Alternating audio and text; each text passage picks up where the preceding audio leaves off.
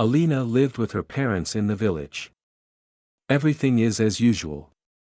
Mom is a milkmaid, and Dad is a tractor driver. Mom is at work all day, Dad comes home from work drunk in the evenings. On weekends, he and his mother drink together.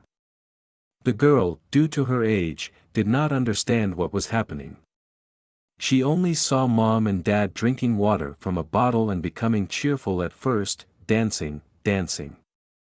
Then Mom starts crying and Dad starts screaming. Then they swear loudly, and sometimes they fight. Alina really disliked such moments and always hid under the table, clutching her favorite doll to herself. The girl stroked her head and calmed her down, telling her not to be afraid.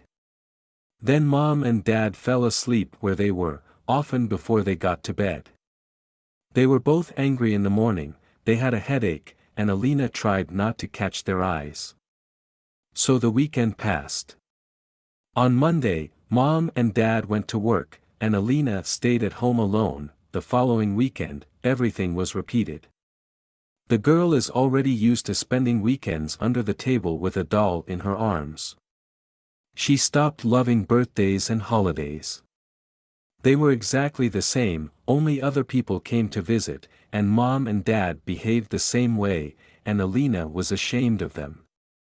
Sometimes the girl was very sorry that she did not have any grandparents, otherwise she would have asked someone to live with them long ago. On the next weekend, everything started as usual. Mom fried potatoes, opened a jar of cucumbers and put a bottle of that very strange water on the table. She uncorked the lid and then her dad called her into the yard. He needed help to take off his boots. Alina went to the table and took a bottle from the table. The girl sniffed it and winced. What kind of filth do her parents drink? Is that why they behave like this? Alina decided to help them. She took the bottle to the kitchen and poured the contents into the sink. How awful it all smelled. Then Alina poured ordinary water into a bottle. Maybe if parents drink regular water, they will behave normally. The parents returned from the yard and sat down at the table. Mom poured the drink in a glass. What is it? Dad shouted. Who did you buy it from? My mother screamed, spitting out water. No one, replied Dad, shrugging his shoulders in amazement. Alina, come here, my mother said loudly. The girl stood in front of her own mother and watched as she yelled at her and waved her arms. They guessed that she had exchanged their water for plain water. Alina had never heard such words that her mother scolded her with. She looked at her and didn't know if it was her mother or some kind of scary monster. For the first time in many years, her parents went to bed, the weekend sober. Alina decided that she no longer wanted to live with these people. It is better to live in the forest. She wrapped her doll in a blanket and quietly left the house at night. There was a commotion in the village in the morning. Alina's parents did not realize that the girl had left them on her own. They called the police and claimed that someone had stolen the girl. Alina wandered through the forest for several days. She really wanted to eat. She was already small and thin, and her mother didn't really care about her daughter's nutrition. Sometimes she picked berries, but it wasn't enough. It was very cold and scary at night, and someone was howling and growling in the forest. The girl would already be glad to return home. Let the parents fight, but at least it was warm there. Except she didn't know which way to go. At night, Alina huddled into a ball, tucking her knees to her chest and covered herself with a doll blanket. It was so small that it was barely enough to cover his legs or shoulders. But altogether it did not work out. Alina hugged the doll to her and slept. In this form, she was found by a healer who lived in the forest as a hermit. She woke the girl up and took her to her house. At home, Alina finally ate, warmed up and slept well. When she asked to be taken home to the village, the witch doctor could not figure out which one. There were many villages in the area. Alina didn't know the name. So the girl stayed with the witch doctor. Alina was only 5 years old at the time. The healer was good, did not offend her and fed her deliciously. She taught Alina what herbs help from what and how to collect them. The girl helped the woman with the packing. And soon Alina was carrying not her shabby doll in the forest, but a basket with herbs. Alina liked the witch doctor, she cooked delicious food and fed her well. Stroked his head, hugged and kissed. Mom never did that, and Alina wanted the witch doctor to be her mom. Soon the girl stopped missing home and quietly began to call the witch doctor Mom. She didn't mind and just looked at the girl, smiling.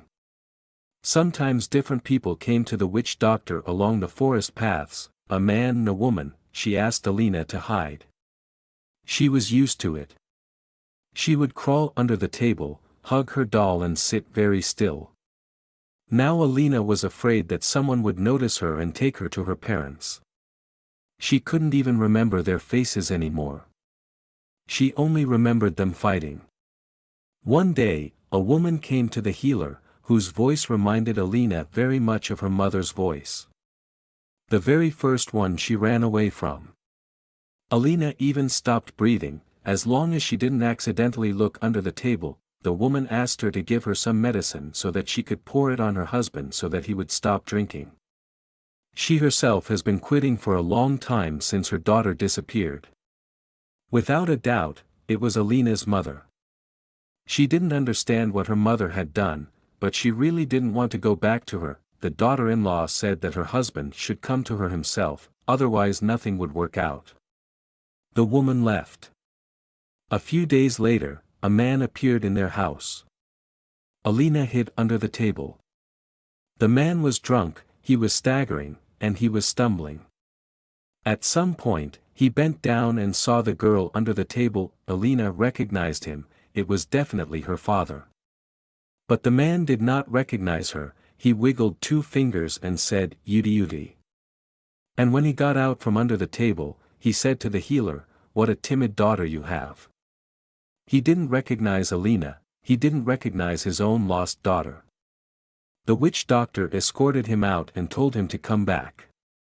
Alina didn't understand why she did it.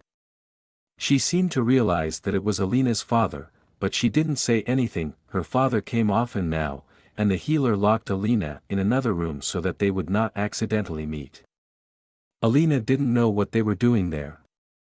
But soon the healer's stomach began to grow, and in the morning she felt very ill. That's when her father stopped coming. Alina thought that her second mother just eats a lot too, like her, and that's why she also grew a belly like hers. I must say that Alina's stomach began to grow very large, but her arms and legs still remained thin. The witch doctor did not understand why this was so. She gave Alina various herbs, but nothing helped. It's been almost a year since the girl ran away from home. One night, the witch doctor became very ill. She moaned, clutched her stomach, and then screamed loudly. Alina was very scared. She hid under the table and hugged her doll. Soon she heard a baby crying. A real child. I wonder where it came from. Alina came over to look. It was a girl. Small and wrinkled, like an old lady. The healer felt very unwell. She was very pale. There were a lot of rags around, which suddenly turned red. The woman called Alina to her and told her that if something happened, the girl should leave that doll, take the little girl, wrap a warm blanket and without looking back go to the big oak tree where they were gathering mother and stepmother. There it was necessary to go down to the stream, go around a big old stone and get on the road. The road will lead Alina to the village. But in no case should Alina have left the girl here, otherwise she would die. The daughter-in-law told Alina that the baby was her sister, and she could come up with any name she wanted. Let her name be Ludmilla, just like you, Alina said. Okay, the cook smiled and fainted. By morning, the woman had died.